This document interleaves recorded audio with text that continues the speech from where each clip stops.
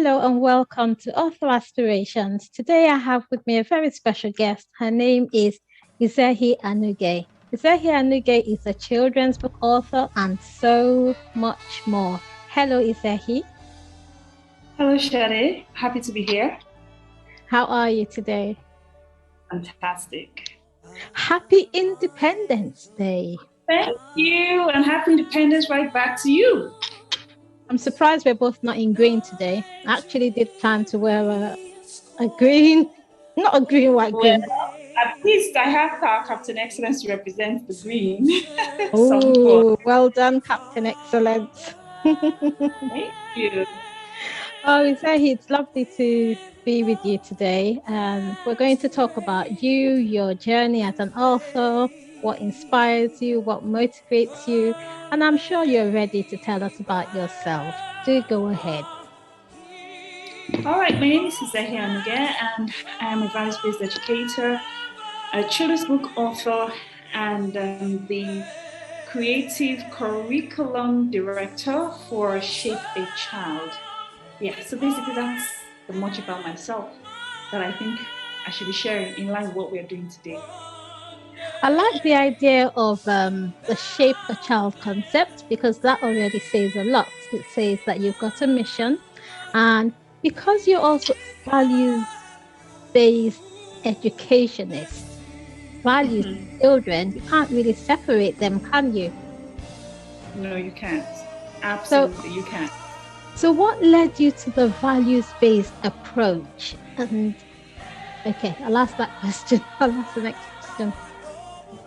What led you to the values-based approach? Okay, I got into values-based learning, I think, because of love. First of all, I'm a problem solver, and I always prefer to solve problems from the grassroots, from the foundation.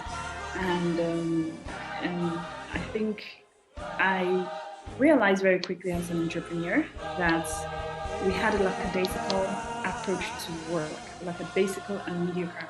And it just seemed acceptable. And after much research, I found out that one of the things we lacked was a values-based consciousness. We are not very conscious about the place of values and the impact it had on our lives, our outcomes, and our ability to perform and excel and thrive. So I decided that, you know what, I'm going to become a values-based educator, consultant, learner, teacher, all things values-based. So yes. Oh, wow, that's interesting. So in a way, nation building is top on your list. Yeah, nation building, because I feel that if you have a rich nation, then you can't help but having rich people. If you have a thriving nation, you can't help but have people that thrive. But for the nation to thrive, the people must first thrive.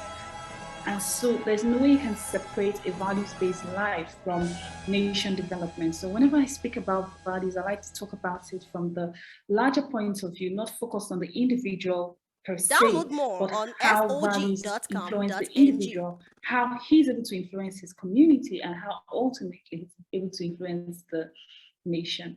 We can't isolate the individual from the nation and vice versa. So at the end of the day, when we want to discuss values, it has to be, for me, it has to be spoken from the point of view that develops the individual, the communities, as well as the nation, yes. Just to deviate a little bit, have I ever told you, because we've had some conversations, that every time I see you, I kind of think, I wonder what she dreamt of being when she was a little girl. And the song, When I Was Just a Little Child, I Asked My Mother, it always comes to mind, especially when I see you in those ballerina dresses you sometimes. Okay, So tell me, did you all want to do what you're doing at the moment? No. I really wish I had this grand story. You know, whenever people ask me certain questions, I just wish, I wish I had something more grand to say, but I can't help but just saying my story the way it is. When I was growing up, the only thing I wanted to be was to be a great mom, a wife, and that was just what I wanted to be. Yes, and my background is law, and I would have made a great lawyer. I could have made myself great at anything I wanted to, but I just wanted to, groom children of exceptional quality. So maybe in some way, if we think about the goal, I guess maybe that's what it is. Yes, to groom children of exceptional quality. It was just something I wanted to do, but I wanted to do it within the family unit and not on a larger scale. I just wanted to do it within confines of my own space. So yes. Isn't that amazing how you had this dream of being in a house, maybe a 10-bedroom house and maybe 5 to 10 children, but here you are living your dream with thousands of children. Isn't that amazing? I guess in some way it is amazing. So when you just asked now, thinking about it, I think would you say I had the dream? I actually had the dream, but not on the scale that I am currently performing, not on this scale. Yeah. So what then inspired you to become a children's author? At what point did you think this is the direction that I need to be going in? In 2018, I was sitting in my car. I imagined myself being able to speak to 1 million children, 24 hours a day. How many effective hours do we have to reach so many people? So if I had to be in Enugu, Zamfara, Port Harcourt, Edo, Lagos to teach children, there are just so many hours in the day that will permit me, to divide myself and speak to millions of children at the same time. I asked myself, what's the fastest way to package values, the message of values, and send it across Nigeria in one sweep? Wow. A book. It was a book. So in 2018, and I'll tell you a very interesting story. I continue to say this story every time I have the opportunity. I decided to write a book. In my head, a pamphlet, a little pamphlet that would spread the message of values, all values, all values. A little pamphlet with nothing serious inside it. I call up a friend of mine. I said to him, hey, guess what? This is what I'm doing. So of course I had shared it to my husband. I'm doing this. And I'm like, okay, good idea. So I call up this friend.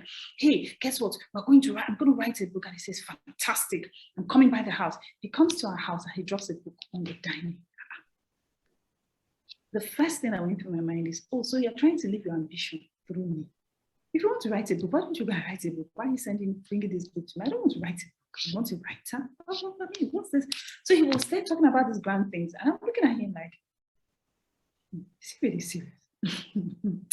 Anyway, just finish doing what you have to do and come and leave, please.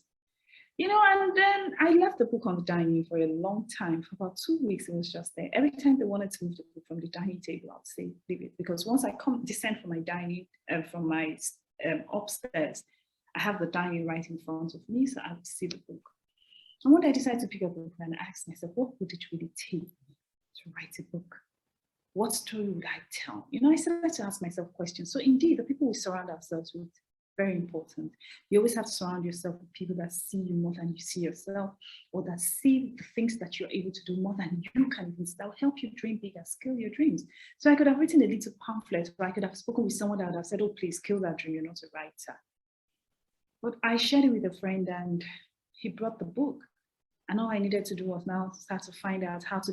It was such a big, colorful, beautiful book, children's book. And I said, how can I write this? But he saw that I could do it. And indeed, I have gone on to write many more books. So yeah, a few more other books. Wow. That's how I got into that. That is inspirational. That is inspirational. So definitely the people that we surround ourselves with, the words they speak to us, and how we receive them are important. Yeah, critical. Not just important, it's actually critical. And even through our values. Okay, so there's something I put up on the page yesterday, and what I said is the fact that you don't share similar values with others does not mean you guys are enemies. It only means you understand how to respond to them. So many people are running around feeling, oh, we are not the same, so we shouldn't be together. Whereas you deny yourself the right to learn from so many other people, because life is not just one dimensional. The dimensions to life, they are very, very huge and really complex. So we deny ourselves the right to learn from other people and actually become better, just because we imagine that our values are meant to divide, whereas values are actually meant to find a point where we agree, where we can learn from each other. So the conversations around values, they're really critical to me. And I still do not understand why it is not a key focus in our schools, and it's not taught in a way that children can use it to direct their lives and their outcomes. So really, you're talking about an integrated approach, which really is what we should have within our curriculums. We should have every aspect of how we approach life, how we respect each other, how we express our values, and how we accommodate other people's values that are different from ours should be Yes. embedded within our day-to-day living. So I think what you're doing is amazing. It's fantastic that you're able to go from a pamphlet to a book. So a little pamphlet, no more than 5 pages.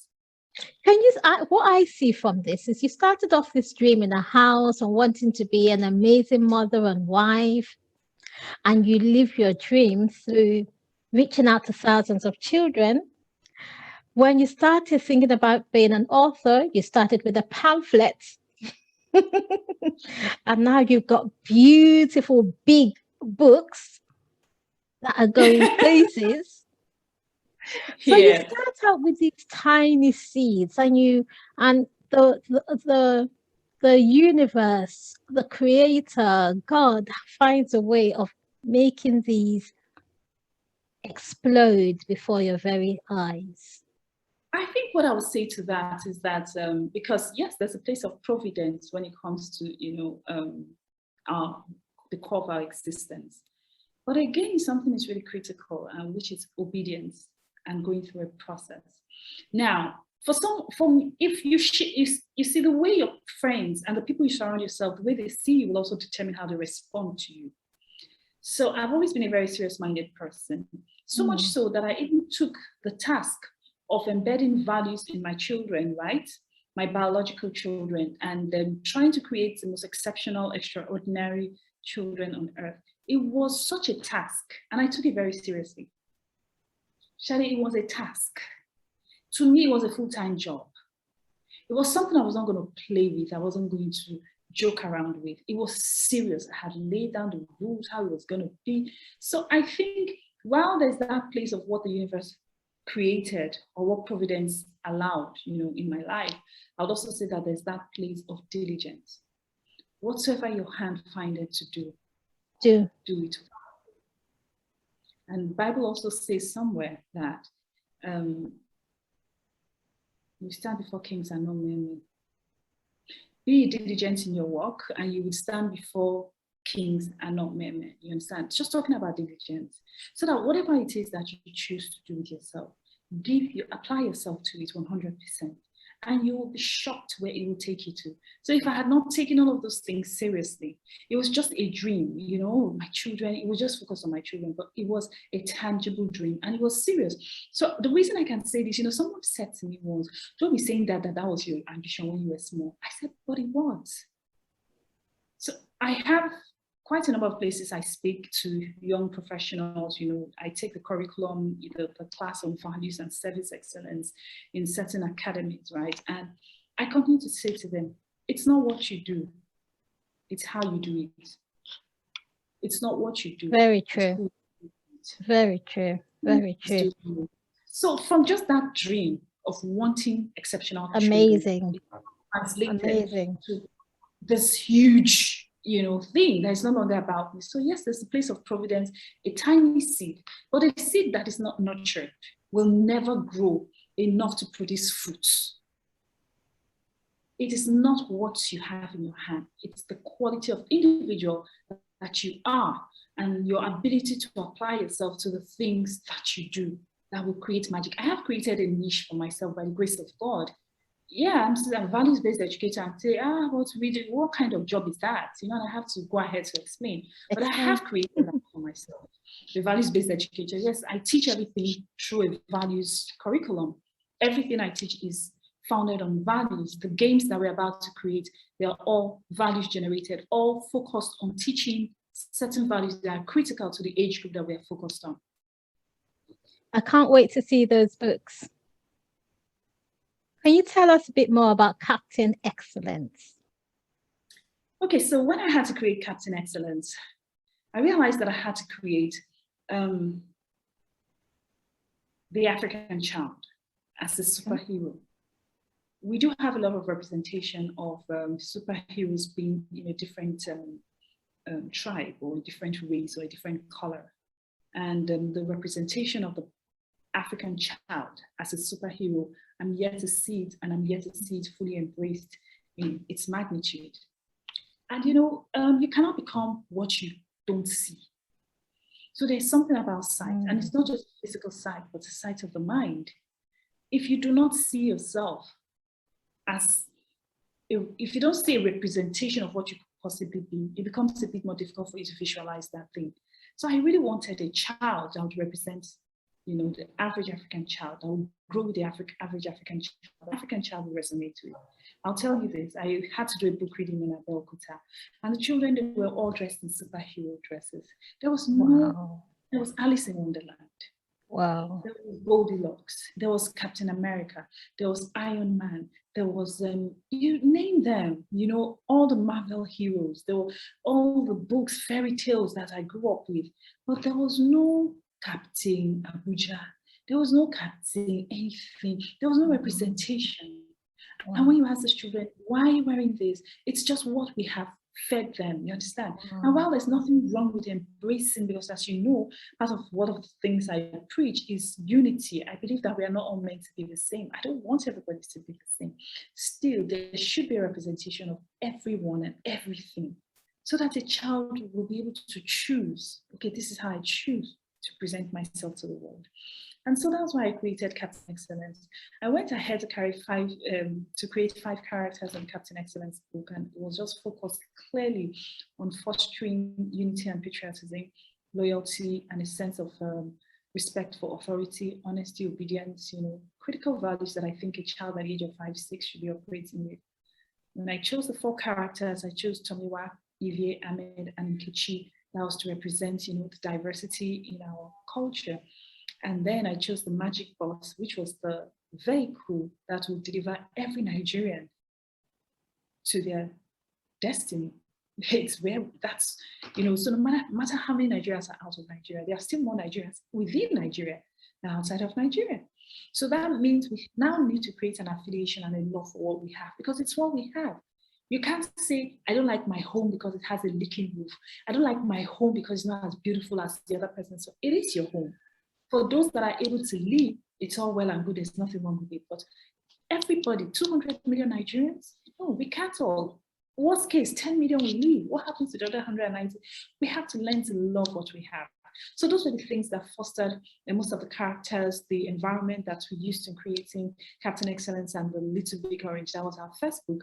And when people read it and they just read the stories, I wonder if they see the 50 lessons that a Nigerian child should actually learn. And that's why we went ahead to create a workbook, so that we're able to draw out those things that are critical to the Nigerian child, to understand that don't bash your country. If you have the opportunity to escape, but don't bash the country. Don't bash the country. So I try to move away from, running down the place that I earn my money from, and I eat from, and I live in. Yeah, so basically that's what it is. It's the sense of pride. It's not good, but you know what? I'm committed to making it good. So that ownership, when you teach children how to love what they have and love themselves and take pride in themselves, then from there you can teach them self-confidence and self-belief. We say we're having a lot of mental health crises. It's because you're not identifying with this is what it is. It is what it is. So, we need to form that sense of patriotism and unity. And I'm happy we're having this conversation on a day that's Nigeria's 61st birthday. That sense of unity, foster that sense of unity and patriotism, because the country will be, the issues within the country will be solved by the people within the country. So we need to groom them with the right values for them to start seeing the place of values and how they can use values-based consciousness to start to change the outcomes and make better choices. And this is why what you do is so relevant. It's so contemporary. It's so current. It's so necessary in this time and age. I like what you said about don't bash your country. Embrace what you have. Cherish what you have. Adorn what you have. And it's okay for me to say that because I'm out of the country, but that's a circumstance that was not within my control.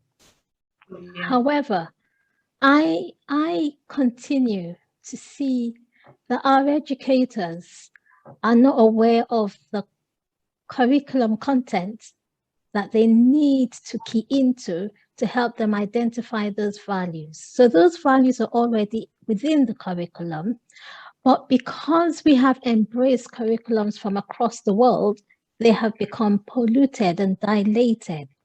And I remember when I was working in Abuja, one of the things that occurred to me was a lack of picture books for children under the age of 5.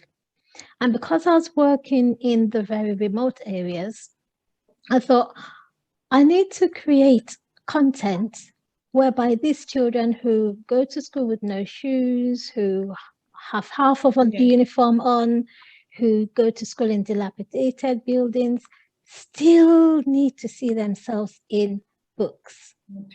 And that was why when I did become an author, it was intentional. Representation was on my mind. That the more these children see themselves in books, the more value they would place on themselves and the more inspired they would be. And so I love what you're doing. I love the impact that you're making. So the next question will be, so far in your journey as a value-based educator, children's author, how have the children responded to you? It's always very interesting when I speak with children about values. And I would give you a quick example. I had to train a few young teenagers, like maybe 2 weeks ago, 3 weeks ago, just a values-based conversation just before they would go back to school. And you know, teenagers are quite, that's the season in our lives. We all went through it when we are not quite sure, we don't trust anybody. We are at that point where we feel we know everything and know it all. I got into a class of what I would consider quite hostile young girls, you know, but the more I spoke about values and the more they understood the place of values, the more their faces brightened up and they started to understand a lot of things. So I would say to you that the teenagers are very receptive. They receive, they embrace, they understand. It now helps them to answer key questions that they have at the back of their mind. Why am I different? Okay, if I'm different, how do I deal?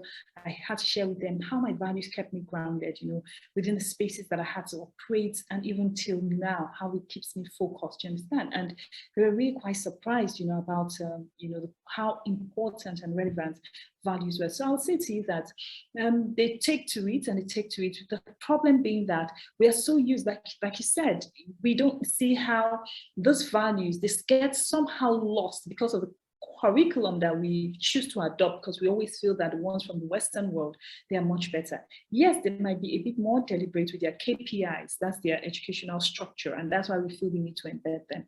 But if we do not, first of all, carry out a needs assessment for the average Nigerian child to grow into a thriving teenager, then there's really no need for us to be embedding, you know, values or taking on curriculum that is pointless, rather damages the self-worth of an African child, whereby or thereby ensuring that that child is rendered redundant within that society and more or less keeping them dependent and just redundant. It is really, really pointless. So first of all, what would be the need of the child? Because like I say, all learning is for transformation. If there's no transformation, then I would consider that learning failed. If you can't transform to understand that a learning is not to program, but a reprogramming for understanding, to be able to make choices that are beneficial to yourself, the community, as well as a nation. Learning is not for you. It's not for me. I'm not learning for myself to become rich. I'm learning to become a decent, contributing member of a larger society. So I'm not reading to become rich. So I think those are things that we now need to refocus on. And when people ask me, why are you not selling the curriculum to schools? I say to them, because I'm not targeting the schools. The parents are the focus, because the first institution in the society is what? The family unit. That is the first institution. And that means that there's an understanding that every parent must have to ensure that they protect the well-being and development of a child. And the majority or the bulk of that message is left to the parents to communicate it from a young age. Yeah. Amazing. So I'm going to put you on the spot now. If I were a 7-year-old and you walked into my classroom, what are the first 10 values you would throw at me? As if you were throwing a ball, what values would you throw at me? Let's go. First ball. First 4. Ball. Okay, I would self-confidence. Self-confidence. Number 2. Yeah. Love. Number 3. Kindness. Number 4. Consideration. Number 5. Self-belief. Number 6. Respect. Number 7. Authority. Number 8. Unity. Number 9. Tolerance. Number 10. Oh, we still have one more. Yes, one more to go. Patriotism. It's so well. I put you on the spot. Yes. I put you on. Why would I choose those ones specifically? So I actually grouped them into self, community, and nation. And that's why my question was quite specific. My question was age appropriate, and I think you did really well. Thank you. Really well with that. Yes. Well done. Amazing. I think at this point, I'd love to see Captain Excellence, and I'd love to see the Little Big. So you will love to see the Little Big Orange. Oh, amazing. Those are beautiful books. And I tell you what I like the creativity lessons behind it. Tell us about the orange. Okay, so one of the things that I think a child should be furnished with after he has understood the foundational values, patriotism, respect, self-confidence, honesty, authority, once he has understood that, the next thing I think he should go into, while all this is going on, of course, he's having his formal education, mathematics, English, science, biology. The next thing a child should understand is, how do I create? Because all of the information on earth around biology, physics, chemistry, the whole goal is to create. Application. Yes, it's to apply it so that you can create, transform one thing from one stage to the next stage. And I think that by the age of 10, everybody should be thinking, okay, what do I want to create? While we are not all creators, just having that mindset that I am a problem solver, so that again, I went back to telling you that when I teach schools, I tell them, young professional women, I say to them, I wouldn't have had a problem sweeping if that was the trade that I could do. I would do it so well, I would get out of it. How do you generate income? How do you turn one thing from one state to the other state? How do you look at raw sand and turn it into something else? So with the Little Big Orange, we decided that we're going to tell a very simple story. What's the story? How many things can an orange do? Rather than waste it, how many more things can it do? And so we took the children on this adventure to Benue State, which in Nigeria is the largest producer of oranges. And there they, see wholesale. They observe a woman who buys wholesale oranges and sell them in small parts. They see someone that just squeezes the juice on a small level. They see someone that is able to transform orange peels, to oil, creams, shampoo, soaps. Then they see cakes, they see sweets, they see ice cream, all out of the little orange. The message there was just be resourceful. Be resourceful. Never think that you're giving something you don't like, then you must break it. Don't break anything. Think, okay, what more can we do? Okay, if I don't like it, then give it to someone else. So we need to stop that waste mentality and mindset. We need to destroy it, and we now have to start thinking creatively. For them to think creatively, we have to put it in a story, and not even use a complex concept. Just use an orange, just the orange fruit, because it's in Nigeria. It's not foreign. If you say strawberries, they're like, oh, get strawberries? Where am I going to get strawberries here in Nigeria? But oranges, it's within reach. They see it on the street, they see it, and then they start to trigger, and they start to say, okay, if we can do this with orange, can we do this with lemon? Okay, if we can do this with lemon, can we do this with pineapple? If we can do this with pineapple, can I do this with my dress? Okay, if we can do this with a dress, this little serviette here, can it do something? We need more problem solvers because we have 2 million in Nigeria.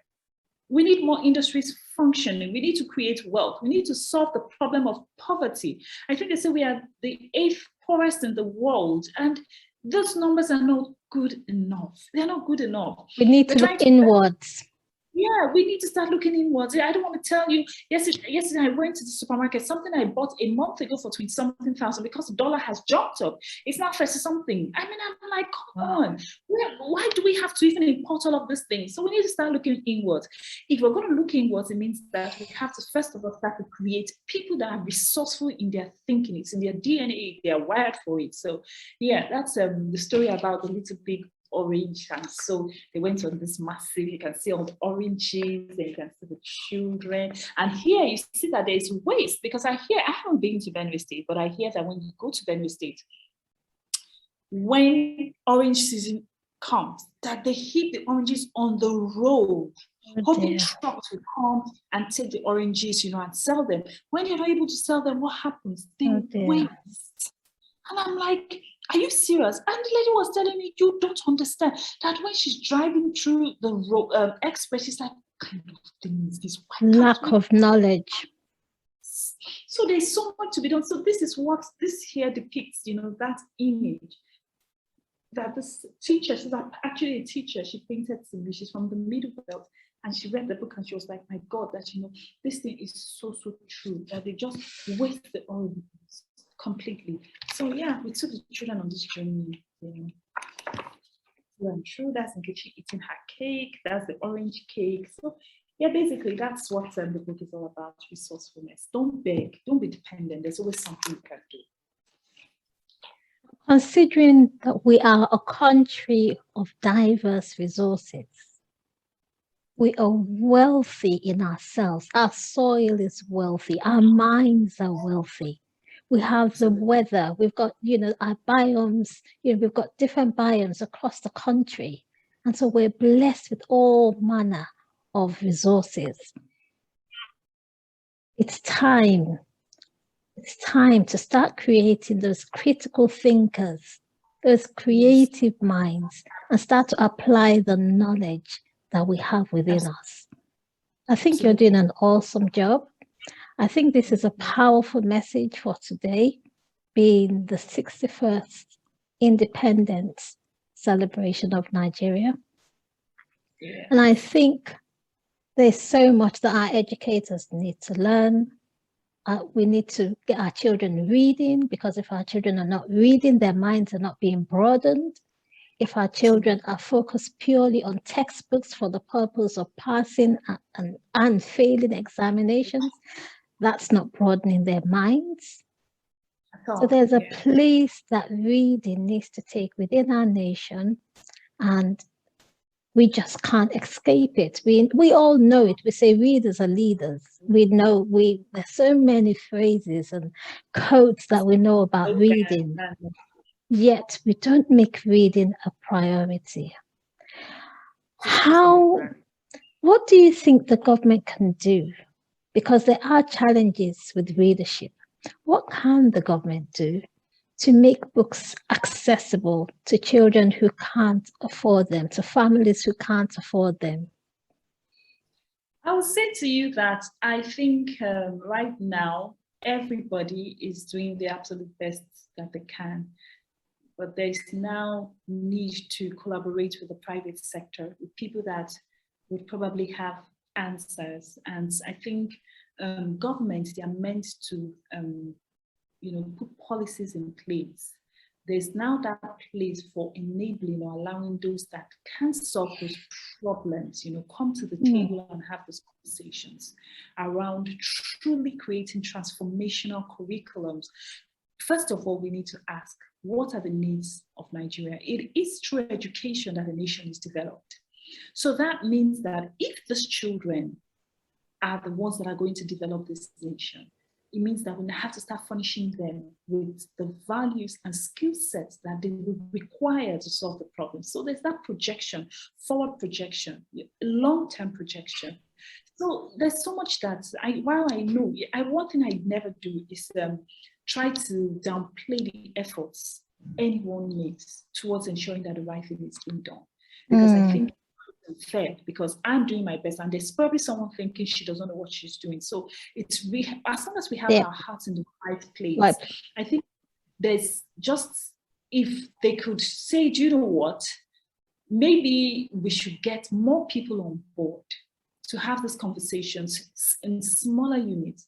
If there's no needs assessment, if we do not project forward and think about what the country will need, in what areas do we need to develop our human capital to ensure that people can solve these problems in the next 10, 15, 20 years, we would have missed it completely. And until that conversation around an assessment, what are the needs of this country? We need to create more functioning industries. We need to create technology. We need to create more leaders. We need to create more farms. Those are the things that should drive the education curriculum, not what the one brought from the Western. We have our peculiar issues which must be resolved. So until we go back to the nitty-gritty, like I told you earlier, I think I mentioned it, that I am a foundational problem solver. I never solve problems from the middle. I'd rather walk away from it. But once it needs to be resolved, let's get back to the nitty-gritty.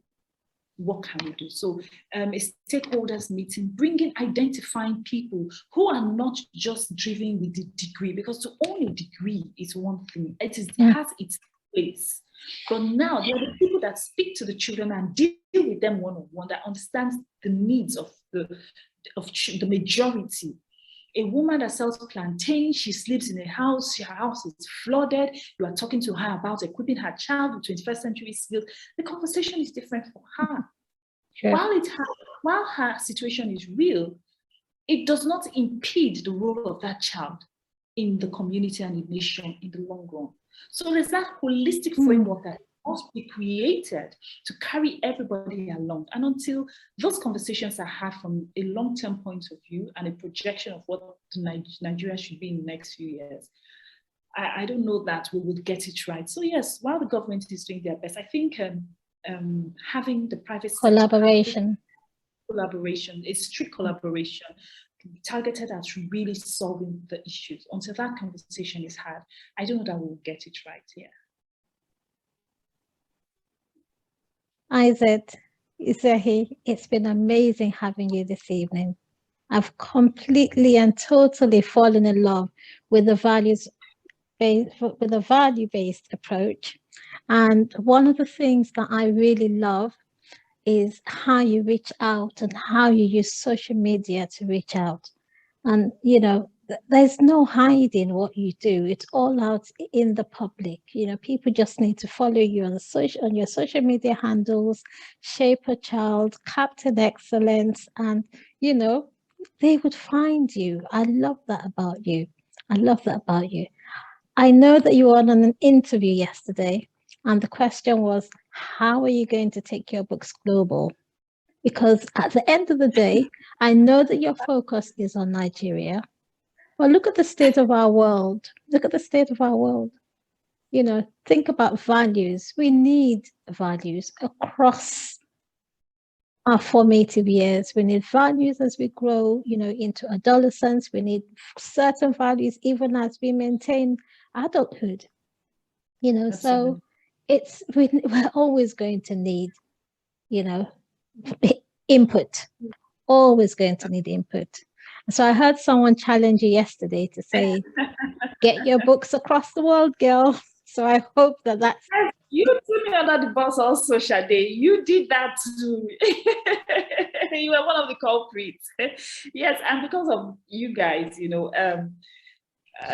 are committed to ensuring that, like I said, in another few days, I'll get someone to make sure we are more accessible. Amazing. Really well done. I wish you a happy Independence Day, what are you doing today? Yeah, well, the day is pretty much done, and I've done all I needed to do today. All I needed to do, I'm in school, so I needed to do some assignments. Yes. Yeah. Yes. And of course, Yes. we always have a new product coming out. So I'll share that with you right after this, because it's not Oh, public yet. fantastic, fantastic, fantastic, fantastic. And I know you've got some more books in the pipeline. I can't wait to see them on this end of the world. Congratulations. Absolutely. Thank you. Thank you so much, Sade. Thank you. Thank you for having me. Thank you for coming.